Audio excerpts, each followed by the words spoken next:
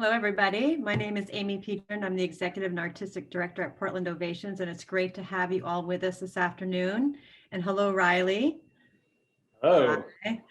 And I also want to thank and acknowledge our friends Meryl Stroop and Allison Stroshane, who are our American Sign Language interpreters this afternoon.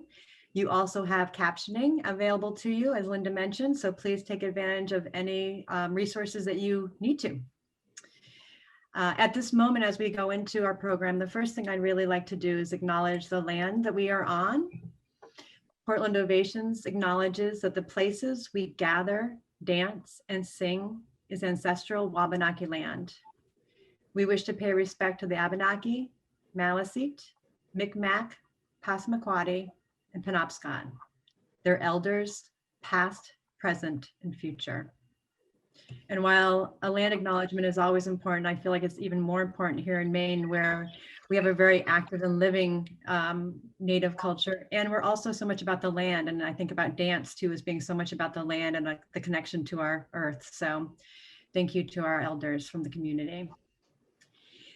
As we start into this, I just want to mention first that, we're all working closer to home, as we know these days, and that includes Ovations. So while Ovations has a history, 90-year history of bringing artists from all over the world here to Maine, in this critical moment, we really feel so dedicated and grateful for the creative community we have here in Maine. So we've announced and launched this special commissioning project that commissions 5 Maine-based projects to be created in this current year that we will then be able to share live, and whatever live looks like, because some of these projects may have its own digital life after this in the year to come. So our first artist that we're interviewing this week, and I shouldn't say interviewing, like Linda said, this is a conversation. We're really here to have a conversation. And we're going to be having conversations all week long. And these conversations are meant to do 2 things. They're meant to introduce you to these amazing artists, get a little insight into their work, and also start to learn about the new work. So I guess that's 3 things you'll be hearing today. So let's start, Riley. Are you ready? Yeah, I'm ready. Okay, excellent. So Riley, if you could you just give us an introduction? I mean, I'll say a couple of things that you probably wouldn't say about yourself, which is that Riley is probably one of the most sought after dancers in the country, with an international reputation. Sorry, I'm going to make you blush right now. Riley, when he is not here in Maine, is most often touring the world with the William Forsythe Dance Company, which is one of the foremost contemporary dance companies in the world. So I feel blessed that this is actually an opportunity that we get to work with you in a way that we probably wouldn't be able to work with you otherwise, because you would be in Vienna or Geneva or somewhere else right now. So I feel really fortunate. And I think a lot of other people are going to feel that way when they hear more about you. So since I got all the big stuff out, why don't you tell us a little bit more about Riley, the human being, and Riley, the creative being? Yeah, well, I'll say also, this is really such an honor. It's a real silver lining to this year that I'm able to spend as much time as I can in Maine and do this work with Ovations. So it's really a treat. I'm from the Bangor area originally. I grew up in Glenburn, and started off at a ballet school, Thomas School of Dance, and worked with the Bangor Ballet when I was a kid. I was also a gymnast before that.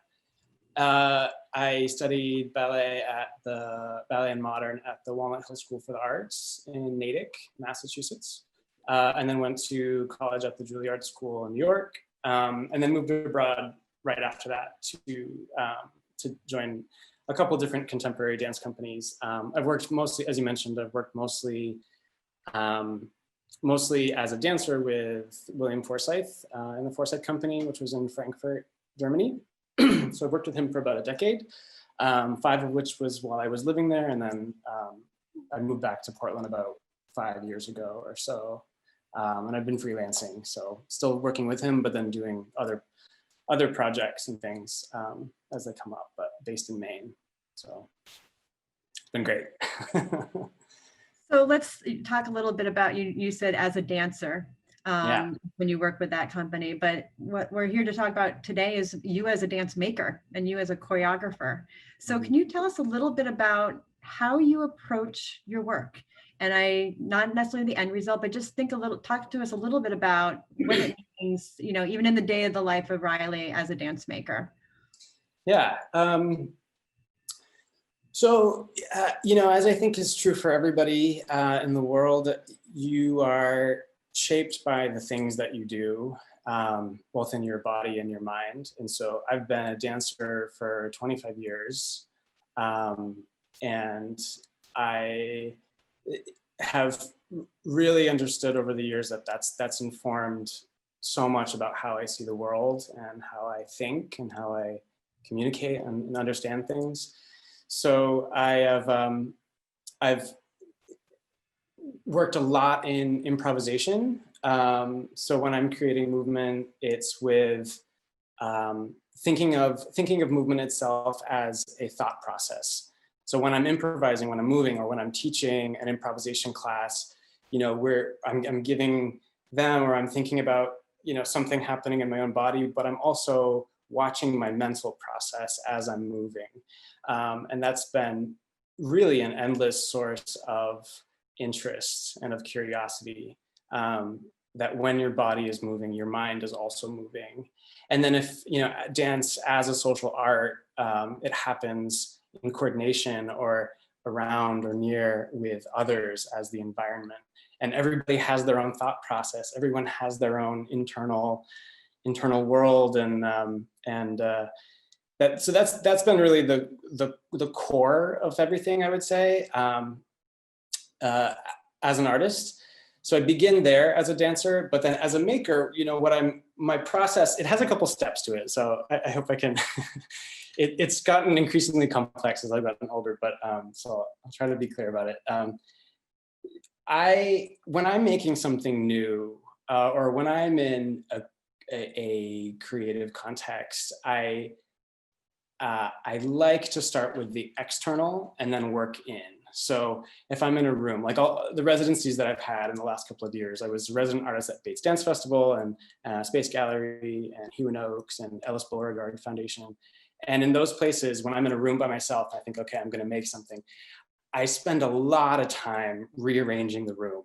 A lot of time, like also my apartment, like it's a very essential part of my creative practice, that I move things around. I rearrange the objects that are maybe already existing in the room or that I bring into the room. And then it's almost like interior design in some way. Like I move the chair here, I move the plant over here, I change, if it's a ballet classroom, I maybe move the bars in the middle of the room. And I just do that to kind of change the context around me, knowing that I have an inner world and I have my own thought process. I believe that it's an effective way to discover a new thinking process is to change your environment around you. So I spent a lot of time doing that. And then in terms of other choreographic work that I'm doing, and specifically for this commission, is that I've been working a lot with video, and I would call them choreographic videos, meaning that if you think of the way that you can imagine a choreographer working with dancers in a room and arranging them and making the space come alive with different arrangements and different timings and the way that dance choreography does, I have been working on basically that same idea, but with videos. So I typically start with making music. I have a little MIDI keyboard. I plug it into my computer, usually very late at night. Or at Hewen Oaks, it was a beautiful summer day and the sun shining on my face, and I was feeling, inspired about the universe and stuff. So I make this music in my computer, and if it works, if I like it, if it feels colorful, I tend to look for music that feels colorful. That's something that I really love about it. Then I bring it back to the room, and sometimes I will dance to it.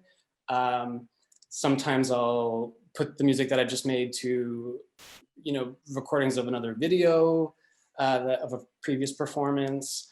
And then I just kind of see how they interact in my computer. And so, yeah, do you have a question? Well, no, I wanted to go back to what you were saying about rearranging the room, because when you told me that at one point when we were having a conversation, I found it so curious and interesting. And it first of all, it spoke to me in how I often see choreographers, which is almost as architects. You're about space and time, and objects in space and time. And I loved when you told me that the first time, because I imagined not just the rearranging of the objects, but the rearranging of the energy of the space, because it's not just the things, it's how you feel in that space. And talking to you about how your inputs, if you will, the various things that contribute and inform your work, it's also how you feel in the space that I think is really interesting. And I feel that that's something that we don't always think about. We're always thinking about, especially again with choreography, the steps, what is it about the steps? And I feel like with you, the work I've seen, how I've heard you speak, you're creating a whole environment. And not only because it's maybe an installation, but you're really thinking about the wholeness of it, not just what's happening right here. And I just want to say I appreciate that about you. And when I hear you talk about it, it gets me very excited. Thank you. Yeah, definitely. That's definitely something I love and I'm so curious about. I mean, it's the way that a room feels. You can, and you can change it. This was just so magic about dance, but it really any live art is it changes the way that the room feels, or it changes the way that the theater feels. And what's so remarkable to me about that is it's from human action. Everyone has their own, the inner world I've been talking about, but then you have the option to interact with the external world. And every time you do that, you're changing the environment in some way. You're bringing something into the room. Mm-hmm. I mean, some of my favorite experiences as a performer on stage has been, are really consistently, every show feels different. And it's really, and I really mean that word feel, like no two audiences are the same because they're different. It's a different set of people. Mm-hmm. And to have the ability to have, your work as an artist be crafting your actions in a way that changes the felt sensation of sometimes lots and lots of people through time and through space it just feels, it feels remarkable, it feels magical. It feels magical. Well, and then let's go back a little bit to what you were saying too about the video use, because I feel like that is where you start to get into more of the movement itself and starting to look at it, whether it's through that editing eye or that composition eye, but you're starting to really think about the shapes and the movement itself. Can you tell us a little bit about that? Yeah. Yeah, so that, all that being said before, I will say that I've often, or there have been times when I've tried to be the choreographer in a room, and I'm not very good at making dance phrases. I can't do counts. Like it doesn't really work for me. But I've taught a lot. So like this idea about contextualizing a room of action to feel like something, actually, I remember teaching that and realizing, oh, this is a choreographic practice. Like I'm contributing to the choreography of this room. Whether or not there's an audience doesn't really matter, because there's a configuration of how people are living or inhabiting that space. So that being said, what I've discovered over the last couple of years is that the time and place, or the speed that I think is more conducive for me personally in terms of creating choreography is better when I'm by myself. So I will, either I'll record myself dancing or I will record others dancing, and then I've got this music that I mentioned. But in terms of the craft of making a dance choreography, I can get into a better flow state when I'm by myself on my laptop at 3 a.m. and spend hours and hours. It's really a flow state. I had to realize, like, really take that seriously and realize, like, I can spend hours focusing on this video, and I definitely couldn't spend hours focusing on, like, working with live people in the room, like, and it's the same, but the principles are the same. You know, I have the screen, I'm arranging things sort of like a painting in some way. I'm composing it, but the difference for me is the context of where I personally am, which is in a place of solitude, in a place of quiet, and then, you know, it's almost like a different speed or something, a speed of thinking or something like that. Well, that's a great segue. So tell us about, in this place of quiet and solitude, which I think many of us are in. Don't we? Yeah. Tell us about what you're thinking about for the new commission piece. What are you thinking about? What are you investigating? What's, you know, a lot of times I know with artists, it's what is the question you're trying to answer, maybe? Yeah. So, I mean, let's see. I mean, so I'll say that I'm working towards a choreographic video installation and hopefully an eventual like live performative event in some way. I mean, of course, that a lot remains to be seen about if that's possible or not this year in terms of having a show, like a live show. But there's something there. I think we can figure something out. But you know, I'm in sort of early stages of what that precisely looks like. But I am working on videos. I am making some music. I've been working in the former Cape Elizabeth Grange Hall, which is a really amazing historic Maine building. And yeah, that's sort of where I'm going with it. And then you know, apropos all of the things that I've said so far, what I'm most interested in, which will either be just with me or hopefully with some other people that I will record and then sort of choreograph on the screen, is this idea of an example of someone acting or living within their inner worlds that's recorded and then recontextualized in an external place. So by that I mean I can imagine recording myself dancing or recording others dancing, putting it into the video, and then hopefully projecting it very large on in a real room, you know, and having people be able to, you know, experience it that way. Yeah, and it's like, because this is you know, in improvisation you work with what you have, and so this is what we have right now. I can't be in a room with 10 dancers, so partially this is just what's possible, you know. So do you feel that this is I mean, that's actually my questions I'm realizing as I think about it, it's actually a silly one because I was about to say, so do you think that this piece would only exist in this time, that the piece that you're creating? But I mean, from everything especially that you're talking about in terms of how much you take in from your environment, this really is a work of this moment. From what Sure, yeah, it is. I mean, I had been working like this before COVID. I mean, sort of this happened, yeah, I had been working, you know, basically with similar ideas already for a number of years.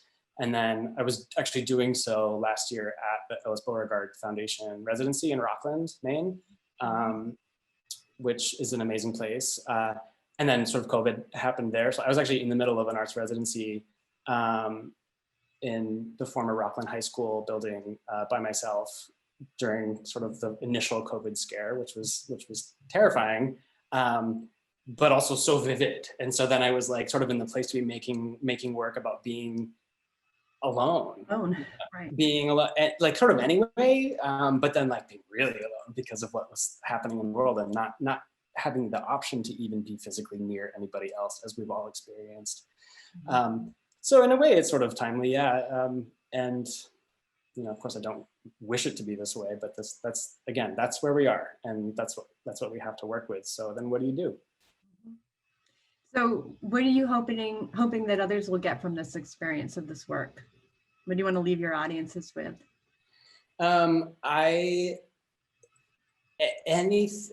My hope is that anything I make will be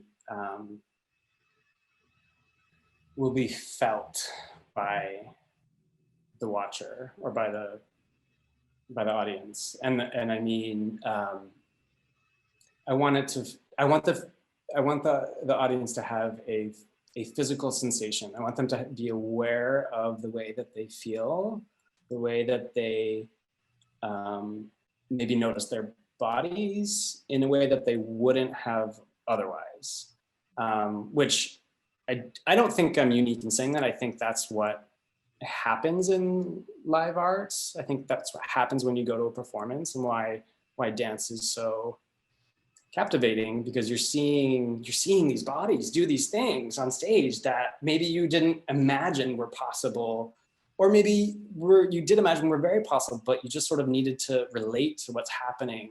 You know, that's a human being. Like you're in this room and you're watching a human being live for 30 minutes of their life, for example, while you are in the audience living 30 minutes of your life. And then that sort of liminal space between us is why we go to arts at all, I think. Mm-hmm. So I will say that, like, I've shown a little bits here and there to some people what I'm working on. Unfortunately, I think sometimes I've succeeded and I make people nauseous with some of the videos. I've been working with flashing lights and things, and I don't want that necessarily physical sensation to occur. I'm not trying to make people sick, but it sort of also points to me that, like, art watching is a physical experience. Well, and we talked a little bit at the beginning about how we're all working closer to home. And one of the things we've talked about with all the artists in the group is the connection to home. The connection to home, how the work connects to the theme, the concept of home, Maine being home. Could you tell us a little bit about the connection that you're seeing in your work to home? Yeah. I mean, again, so this idea of, your external environment shaping what's possible for you and your action. Being home in Maine is so important to me. I'm from here. I lived abroad for a long time. I've traveled a lot, so much so that it started to be, not because of the work, but because of the traveling itself, started to get really detrimental to my mental health. I've had very, very high highs and very, very low lows.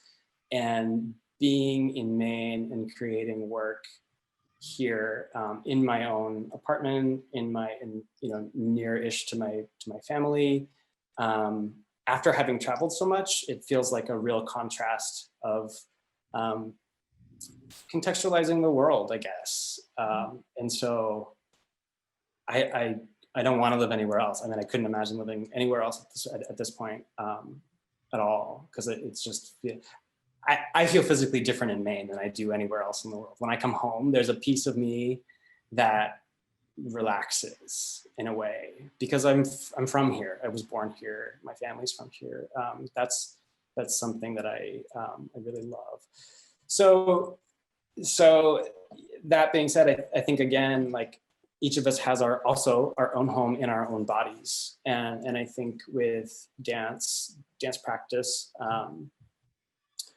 you can really examine that, and it's something that's yours and nobody else's. No one has the body that you have. This is your body. This is your experience. This is your consciousness, and no one can ever take that away from you. And I don't know necessarily what that means in terms of, like, an outcome in the work, but it's something that is close to my heart and something I think about a lot, and something that's very important to me, that in some, maybe even subconscious level, will always be part of the art that I make. I love how you say, when just the feeling of when you're home and your body can settle. Man, I'm also flying into Portland Airport, when I could fly, it's just the best airport in the world as far as I'm concerned. So there's no line. The approach is great. The approach is fantastic. We have a couple of questions that have come from some of the folks who have joined us today. Specifically, Kina would like to know if you ever collaborate with other musicians to make music to be inspired by in your performances. So what's your relationship to music and collaboration with musicians? Was that from Kina Petula? I don't know which Kina it's from. I grew up with her. I know who that is. Yeah, that's very. Kina says yes, it's from Kina Petula. It is from Kina Petula. That's awesome. Okay, Kina, it's been a long time. Well, music is obviously super important. I think of music as like a sister to dance. I like to make my own music. There are times when I use other people's music, but I find that if I'm going into a room to create some dance and I just sort of do it with a blank slate, like I don't really have anything to work with. But when I make, as I was explaining before, when I have my keyboard and I'm making my own music and I find the right colors that I like, that I want in sound, then I find that movement comes. But it's not the other way around somehow.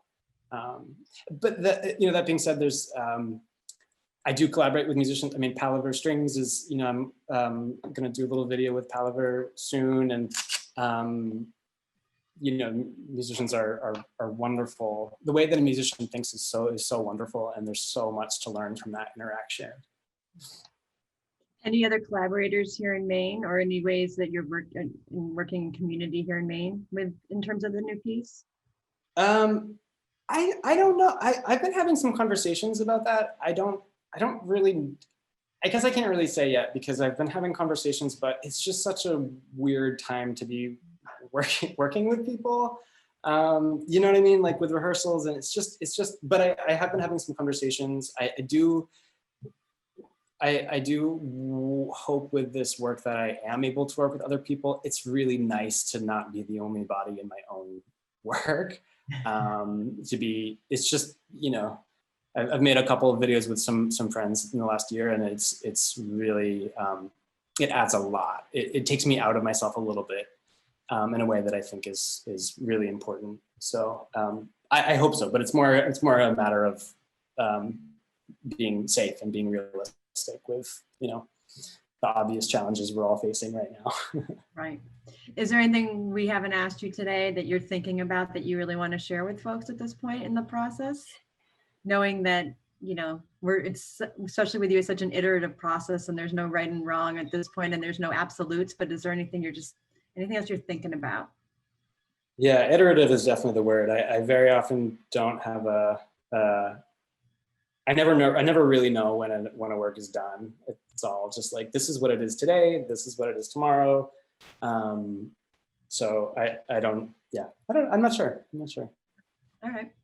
Well, we are going to have an opportunity to talk to you again in a couple months. We're going to have an opportunity to share some work in progress and other videos that you have. There's a great body of work that Riley already has that people can just start to dig into and just to learn a little bit more about some of the work you've been doing.